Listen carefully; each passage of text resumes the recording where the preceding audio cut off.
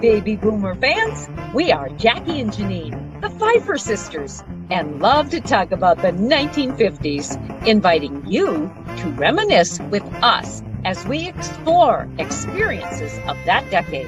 Grab your favorite malt or Green River, make sure you are wide awake, and get ready to be inspired about the 1950s. Welcome to the 1950s Fun Chat. Hello, friends.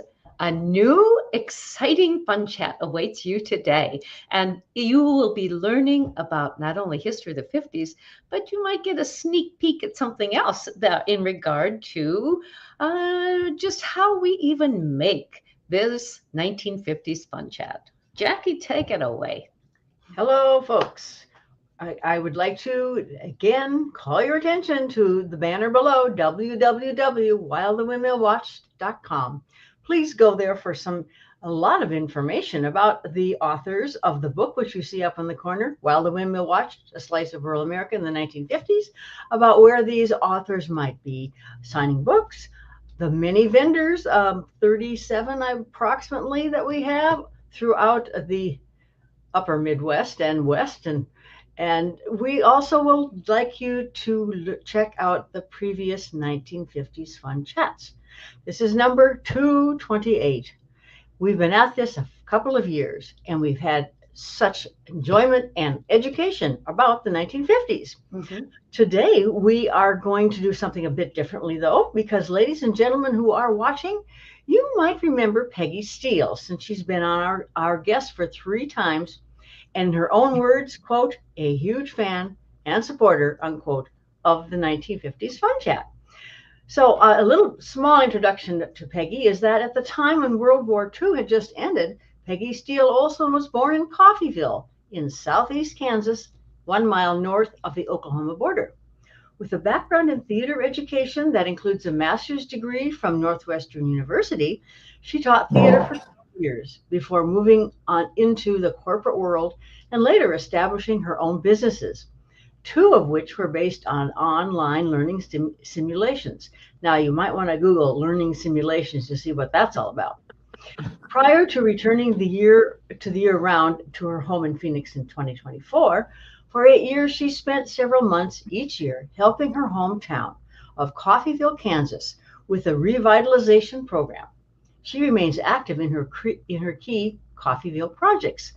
Now, during this chat, she will interview us sisters. Peggy, welcome again to the 1950s Fun Chat, and take it away. Hi, well, Peggy. Thank you so much. And I was really curious as you're preparing everything, because you all have done 200 plus of these. And I wondered if, as you're preparing, knowing that this one's going to be the reverse, you're going to be interviewed, did you have any different feeling about it or thoughts about it, or was it pretty much the same template that you're used to? Oh, we like to jabber. We're good at talking. So anytime we can be asked to talk and tell our story, we're happy to do it. Well, so it takes a lot of time, 230, you said. Well, how do you find the time? And have you ever looked back and said, oh my gosh, look how much time we've got to cut back on the time? Or have you just enjoyed every minute of it? A little bit of both. Mm-hmm. Yeah. Yes. So do you ever think, well, maybe this week we don't have to do something. Maybe we'll take a vacation for a month or 2. Or do you have the discipline to just carry through and schedule these and make them happen?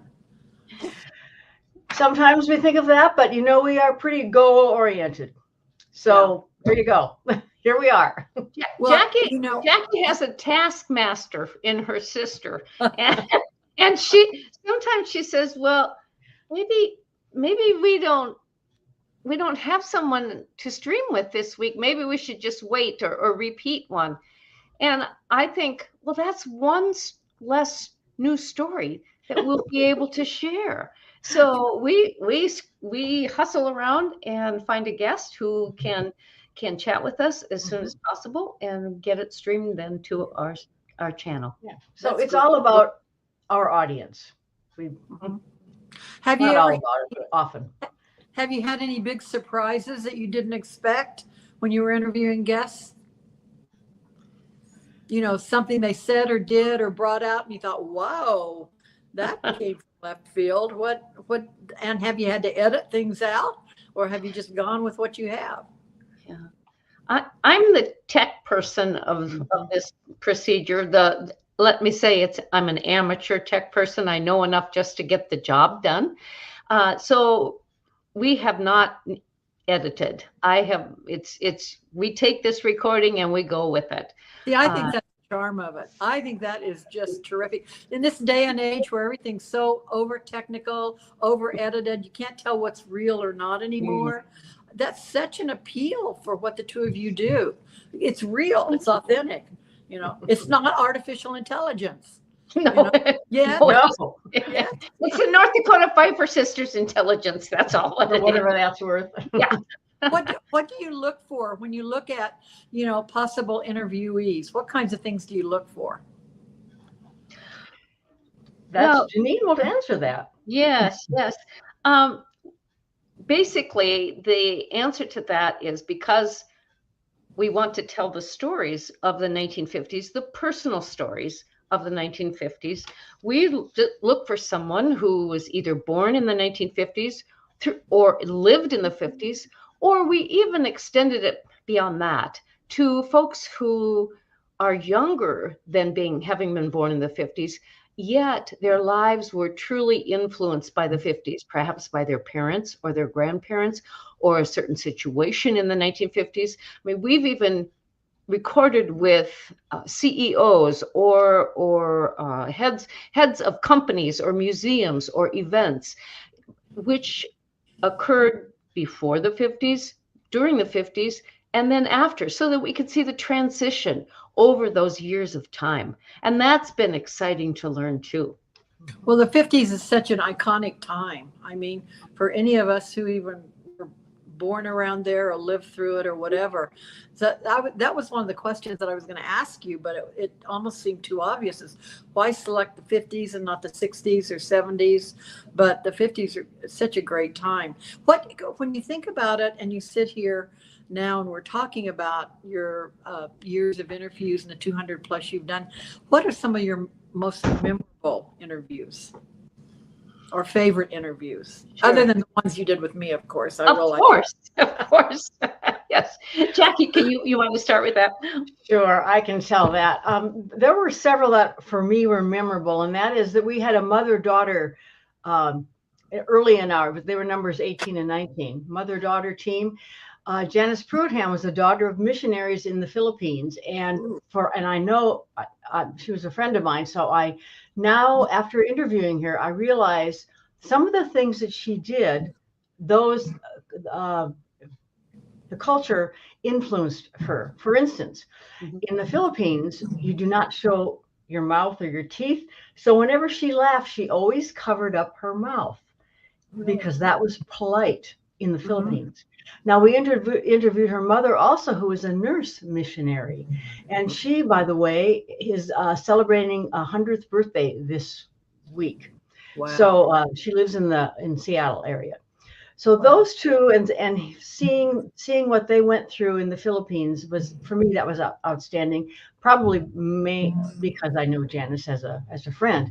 Now, another gal is number 70, Christabel Selecki, daughter of a Holocaust refugee from Austria and goddaughter of Eleanor Roosevelt. Now, what a combination. And there's quite a story there is how her mother became friends with Eleanor Roosevelt after she came here from Austria. Another one is a favorite one is 131. That was Bill Danicus, and he told us the history of funerals with the emphasis on the 50s and then changes to the current time. Now, this is a sad situation. One would think, why would you want to learn about funerals? Well, he told us he's a very respectful person, and in these sad situations, he's very solemn, but he has a sense of humor also. And one of those things that came out is he said he reminded us of the first three letters of funeral, F-U-N. So we knew we needed to have him on a fun chat. Yeah, he's a corker, but on the other hand, he's a very respectful young man too. when you meet Bill, you just really like the guy. Now, what number was that one? I'm going to go back and listen to Yes, that. 131, Bill Danicus. Did he talk about, when he did that, did he talk about how funerals have evolved? Because, you know, we've noticed over the years, did he, to memorial services and stories? Yes. Like that. Right. And to now sort of he talked about the respect of the body, which, you know, you kind of don't think about that, I guess, but that when you see this, you'll understand a bit more about funerals and about the aura around them. Yeah. And how sometimes we in our society are so fast. Okay, let's get it going. We have a memorial service, we get them buried, and then we're done with it. Yeah. You know, or something, you know. So he's a kind of an old school that way. Let's respect. Yeah. Well, no, where was he? Where did he live? Where did he practice? He lives in Colville, Washington. And I live in Colville, Washington, and Janine lives in Ames, Iowa. Yes. So you might, well, after Janine tells you about her favorite ones, then if you don't mind, I'd like to tell you how we all got started too. Yeah, absolutely. Absolutely. I apologize. I don't have the numbers of probably those that are my two favorite. I can give it to you. Okay. Is 144. Okay. And the next one is 226. Okay, thank you. Well, I love to have a good laugh. And to me, that's what a fun chat hopefully will bring. And sometimes the personal stories of people just make me guffaw. You might say, I just burst out in laughing. And two of those stories, 144 with Phyllis Schrag from Ames, Iowa. And she talked about growing up in a small town in South Dakota. And her dad had a hardware store. And so she started working there. I think it was at age 10. But she talked about the stories of these farmers who would come in and as she was helping them and ask for certain items that she just thought she would. It was sacrilegious to say what they said when they were asking for something, but it was the way she put it. It was just so funny. And then number 226 was a chat we had recently with Paulette Bullinger from Bismarck. Paulette grew up at the small town of Huff, North Dakota, and her parents were the local grocer. Their family lived in the back of the grocery store, but good heavens, she told about so many fun things and unique things that happened in that town. And that's what really trips my trigger, when people will tell something that's funny. Oh yeah, and laughter is such a soothing, wonderful thing.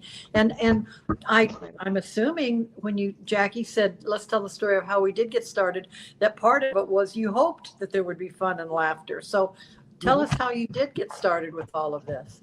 Okay, well, several years ago, I wrote something called My Story, and I wrote it for our girls. Janine and I both have two daughters, and I just started writing some things about our life. So then Janine, who has a talent for not only looking outside the box, but beyond the box, and as you get to know her, you know that is true, she suggested we write a book about our childhood. And so I did not enthusiastically agree to that. I thought, oh yeah, sure, whatever. But Janine calmly replied, well, think about it and pray about it. Well, I don't know that I did that, but the first encounter with this idea of the book was in January of 2020. And then in April, she called one day and she said, well, we better get started on that book. Well, I have yet to agree, but we wrote a book. So anyway, what happened was that I added some things to My Story, and we deleted and added topics, and we expanded the manuscript. And as I mentioned, Janine lives in Washington, and I live in Washington, and Janine lives in Iowa. So this book was written over the phone during COVID. Wow. And we had many, many hours of writing and suggesting. And when we would write we would write something, and then we'd look at it, and then we'd dissect it, And then we try to make it better. And if we couldn't after a few times, we just said, well, I guess it's not supposed to be included. If we can't make a decision that we both agree on, then that's it. So the story expanded and it became a story of an era as well as of a rural community in the 1950s. And so the book began as a legacy, but it expanded to so much more farming advances, highlight and technical advances of the 50s. And it definitely was a good project to have worked on together. And it was really the basis for this, right? I mean, yeah, thank you. There are 4 voices in this book. Thanks to Janine's husband, Fred. The windmill has a voice. And we learned on later on that the windmill is also a metaphor for what happened to us. You'll have to read the book to find that out. So besides the windmill, who's the sage observer of time, then Janine speaks, I speak, and then we speak together. We speak together. And if you notice in the book, we have little icons that show, and I suppose I could show that, but I don't have the book handy. But the icon of the windmill is like a swish, and Janine and I each have a different icon. And then there you go. On the outside of the book, there you see the silhouette, and that means when we're talking together. Yes, thank you. Maybe you can open it up and show the icons. It's one of the first pages. Okay. So that helps people when they're reading figure out. Oh yeah, so Jackie's talking now. So this is her icon. So she's talking. And this, one of the nice things, well, there are lots of nice things about the book, but the book is a 4.5 to 5 grade level. It's very easy to write. That's one of them. Okay. After we gathered all our information, we decided, what are we going to do with this manuscript? It doesn't mean anything. It doesn't look like a book. So we found a publicist, doors opened, and we're really pretty sure that God was directing all this, because things just happened the way they were supposed to happen, I guess. And then the reason for this fun chat, our readers would say to us, oh, your story sounds like my story. And then they'd start to tell us about that. So we thought, why not give them an opportunity to share their story in a podcast form? So not only would many, many people learn about the history of the 50s, but what these recordings become is a link to their past, a legacy story, you might say. So we, after the chats stream to our YouTube channel, the 1950s Fun Chat, then we give this link to the guest as a gift to keep so that they can share with their family, friends, social media, whatever. But how often would you like to have a recording, not just of a voice or not just a picture, but actually seeing a loved one, your family member, your friend, actually telling their story? One more thing, though. We mentioned that, yes, it is very familiar with the 50s, are very familiar with many of our guests. On the other hand, someone who grew up in the city would not have a clue to many of the things that went on the farm and the rural community. And so we give that perspective to anyone who reads the book. Also, one of my friends said it's a good bathroom book, meaning you can pick it up and put it down and, anytime you want. That's great. Well, as you talked about it, it occurred to me that there's so many lessons and insights that you kind of touch on. Any ones that really stand out to you, other than, what you've mentioned around being in touch with the 50s and giving kind of a historical as well as a present day idea of what it was like to grow up there? Particular lessons you've learned or insights that you've gotten from some of the stories? Well, I think go ahead. Go ahead, Jackie. Okay. I do think that from what we understand of people who grew up in the 50s, many of them do refer to that similar lifestyle of, as children, they felt safe in their communities. Their parents weren't concerned about them if they left for the day and were with friends and they came back at noon for something to eat and went back outside. There was a feeling of security in the 50s. And I think it it didn't change much from the beginning of the decade until the end of the decade. And then it seemed like once we got into the 1960s, and you talk about the Vietnam War, you talk about the potential for bombing, nuclear war, you talk about integration, segregation, and what came of that. And I believe those changes started to put maybe a little more fear or concern into the lives of parents, in that their children were safe. Yeah. Well, so I have a question for you that we didn't discuss, but I'm sure that this is one you're going to want to answer. So when you grew up, you both grew up in rural communities. In the 50s and 60s, did you go outside and play before and after dinner with the other kids in the area?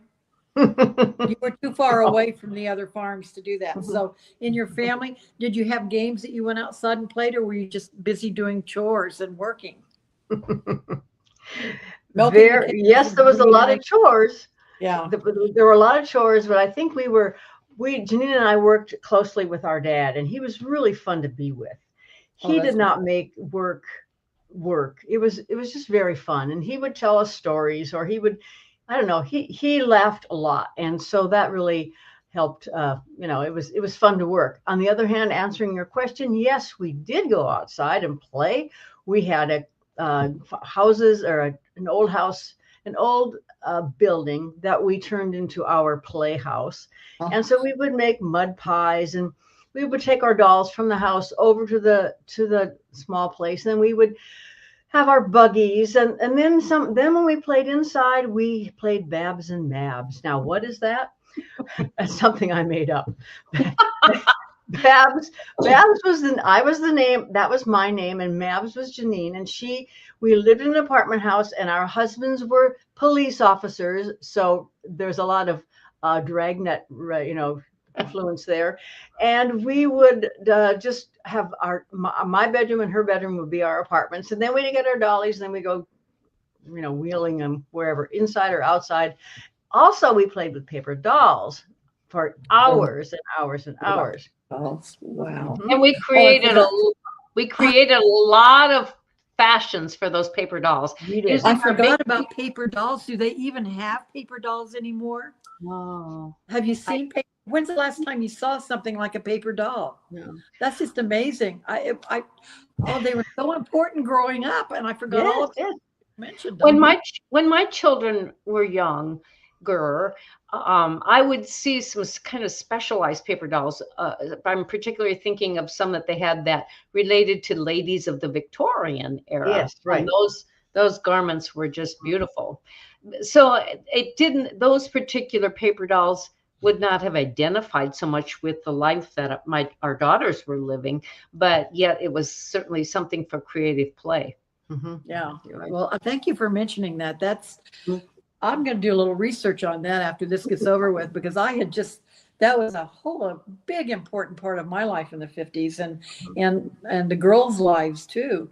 And you could get those magazines, the books, and cut them out and make dresses and do all that kind of stuff, as well as dolls were. We grew up with dolls, and kids don't do that as much anymore. It's all video games and things like that. So, yeah, times have changed. Even the American girls from the 80s, I think of, our girls didn't play with them, but they were beautiful dolls, and we had the stories that went along with them. But I wouldn't say that they played with them as Janine and I played with our dolls. I mean, we were hard on our dolls. They were everywhere. I dragged my doll Sissy. There's a picture in the book. Wherever I went outside, she was with me. Oh yeah. Well, I think I have a question for you about dolls. Do you remember Jenny dolls or Barbie dolls? The Barbie, of course, is hung on. They still have the Barbies, but they came out, I think, in the 60s, and they've evolved. Do you remember Jenny dolls that came out in the 50s? Does that sound familiar? No, I think, okay. For me, I was older than that. Too old for those. Okay. I think I received my last dolls when I was maybe 8, and it was a set. They were a big sister, little sister set. Yeah.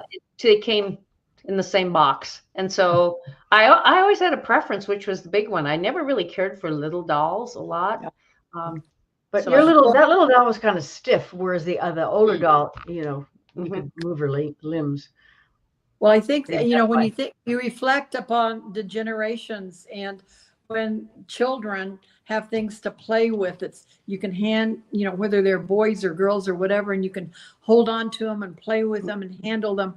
That's a really important part of our existence growing Yes. up. And we had Yes. a lot of that in the 50s, whether they were, trucks or erector sets or tinker toys or dolls or whatever. I wonder, do you think about kids having that today? I always think about them on their cell phones and in front of screens and things like that. I think it depends on how the parents respond to the children's need for that kind of toy or creative play versus is the screen type of activity more convenient for them. And it might have something to do with, in the 50s, many mothers were stay-at-home moms. That's right. And found time to get all their work done, but also to do things with their children. Whereas in this culture today, I think many mothers are just thankful to get home from work and put a meal on the table, or maybe not, maybe the children or her husband has done that. But it might be a breath of fresh air for her just to take off her shoes and take a breath and allow the children to spend time on the screen. That's right. Yeah. Well, and I didn't mean to get us off track, because the purpose of this really was to interview you and to find out kind of your stories and the kinds of things that were really important in your life that led to this, and certainly putting together that book and then going through that process. And then from that, establishing the podcast it's a great process and a story to tell. When you established the podcast, how did you learn how to do that? You were kind of by guess and by gosh. And when you want to do something badly enough, you research and see what meets your abilities and your talents. And that's why I said at the beginning of this, I'm an amateur producer of these 1950s fun chats. We learn as we go along, and when we review the first fun chats that we did, we realize that we have moved along, advanced in the technical aspect. And yet, who knows? I call them the internet gods. They are always out there ready to mess with what we do. And so we have learned different techniques that we encourage our guests to do along with us, so that we try to get smoother sailing when it comes to recording a fun chat. And we always tell our guests, remember, this is a recording. This is not live. If something doesn't work, and there have been instances where it hasn't, then we just say, oh, we apologize. We can't move forward because the technical aspect isn't working. So we start over. And oftentimes just a simple shutdown of the computer and bringing it back up refreshes the whole situation. Then when that happens, do you have to start all over again? Yeah. Yes. Okay. Are your guests pretty understanding about that? I think so. Yeah. Yeah. They want it right also. Sure. Because and we want it to be a good reflection. Want this podcast to be a good reflection on them and their story. Absolutely. How do you handle, have you had any guests that are really nervous and they get in front of a camera, they see themselves on screen and they're paralyzed? Well, Janine talks about a taffy ball in that topic. So go ahead, taffy away. Well, I think before I talk about that, I do think I appreciate the fact that we have learned that the importance of having a technical practice with our guest before, and this can be a few days before we ever are scheduled to record. It just helps everyone feel more relaxed about the procedure, getting into our StreamYard studio and how they see themselves on the screen. They see themselves enlarged on the full screen. They see themselves with just chatting with me. They realize it gets them warmed up to what's going to happen. And then Jackie comes along and she sends preliminary guest tips to a guest, and she likes to have biographical information, and she likes to know, what do people want to talk about? So this is their story. It's not necessarily what we want to talk about. What do you want to talk about? Mm-hmm. And so that's where the taffy ball comes in. I like to think of those main questions as a ball of taffy. I only made taffy with Mom once, and but I do remember being so fascinated with seeing that recipe in the cookbook. So anyway, she helped me one time, and so we had this hot ball of candy, but the next thing was to stretch it. So she would be at one end and I'd be at another, and we'd stretch this taffy. And that's what reminds me of what we do on the Fun Chat. We have the main questions that the guest has given us about what they want to share. But when you talk with someone in a conversation, it triggers other questions or interest about that particular idea. And I think what's been fun is that when the guest comes on kind of with deer in headlights eyes, yet as the half hour, 40 minutes progresses, they relax. You can see that in their face and their body language. And then when we're done recording, they'll say, "Oh, that wasn't so bad. It was really fun." So, right. So we're very pleased that we can help them tell their story in a relaxed fashion. Well, and what if we're too relaxed? What if they just go on and on and on and on, and we and our audience maybe thinks, okay, let's go on to something else. And so we do try to gently move them on to another topic, mm-hmm. both if they go on and on and on, or if they answer quickly and then that's it. Sometimes guests are so excited to tell their story. It's hard to get a word in edgewise. But enthusiasm. Well, I can tell you from experience and dealing with you're very organized, and what you said you do is exactly right. The setup and the pre-work put you at ease, and you ask us what we would like to talk about, and it's very compelling, and it really is a nice format.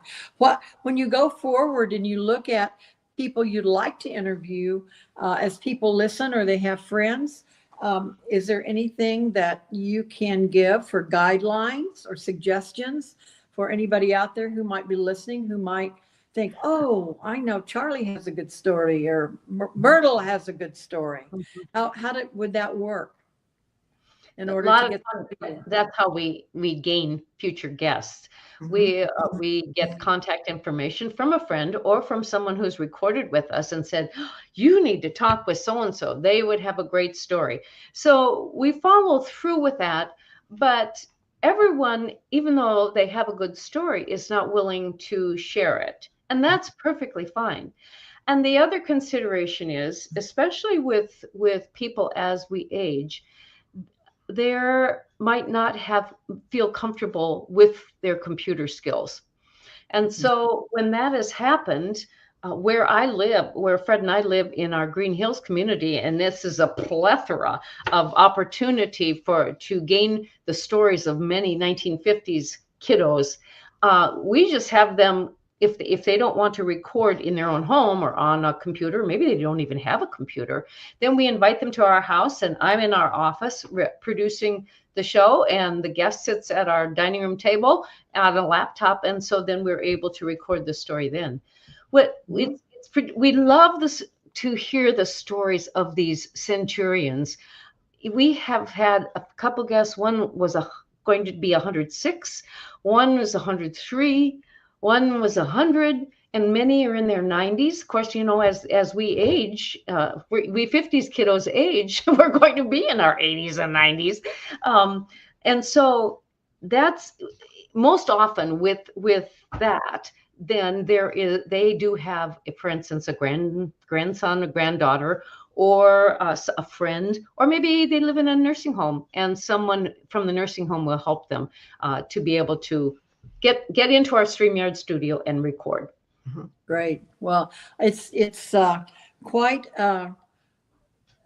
hard to do this and make it look as simple as you do make it look. And then, as I said, from a participant's point of view, to have it be so easy to work with you. And I have really appreciated the opportunity to do that for the times when you let me talk about Coffeeville, and then you let me do my kind of tour through the house with my iPad. So very good at what you do, and I'm sure it's very rewarding to you. Is there anything else you can think of that would really, really help readers understand part of your story or background or ideas that you want to relate around the 50s? Pick up the book. The answers are there. Yeah, that's true. And read it. Right. Good.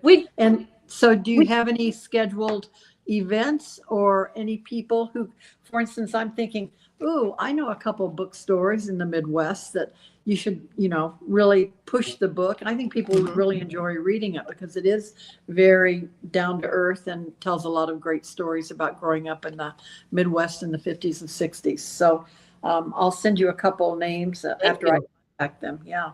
Any other things that could help you expand this so people can enjoy the broadcast like we do? Will we expand on the book? Well, expand your audience. I know that when you send the link to my Facebook, I send it on to others and comments. So that's really helpful. Do you still do that? We are always appreciative when listeners or subscribers to our chat will carry that effort on and not just keep it to themselves, but share it with others. We do not only share it, the stories on our podcast, but on Facebook to many different groups. Well, there are many 1950s groups out there. And of course, being from North Dakota, we share it with a lot of North Dakota groups. Even culturally, there are groups that Facebook groups to which I belong, that some stories relate to more that cultural group. So then I will tag that particular group. It's a learning process and a development process. And we are always looking for interest and help to spread this channel and the love of these stories even further than what we have been able to do. Well, we're trying to do that. And I just want to tell you that I really need help getting my husband on here, because the book he wrote about being a kid growing up in the 40s and 50s and 60s in North Dakota on a farm, and then his life, it's really remarkable. And like the things that you're doing with the stories that you offer to people, through people to their families and friends, as well as your own, his is a legacy. And we've got to figure out a way to get him on here, because he'll just be a great interview. So writing a book is one thing, and reading about a story. But when you can actually, I'm thinking of just our daughters or our guest children, whoever that guest is, to actually see that person with the inflections of their voice and the smile or their not smile on their face, or them telling their story, that is a whole nother part of a legacy and a remembrance for the next generations. It really is. It really is. Pictures tell a story, but actual live video, it's another story as well. And really, some of our guests, our previous guests, are deceased now, and the opportunity that their families have had to go back and review the fun chat of the loved ones has been wonderful. We've had some beautiful compliments about that. Well, I only wish that when my mother and dad were living, that they could be part, because they both had stories, and it would be such a legacy. And I think about that and think of what you're doing. So on so many levels, I personally thank you. And I appreciate your interview and the time and all the thought and work you get. And I wish many, many, many more interviews. And we'll do everything we can to promote you and get you out there, because it's certainly worthwhile.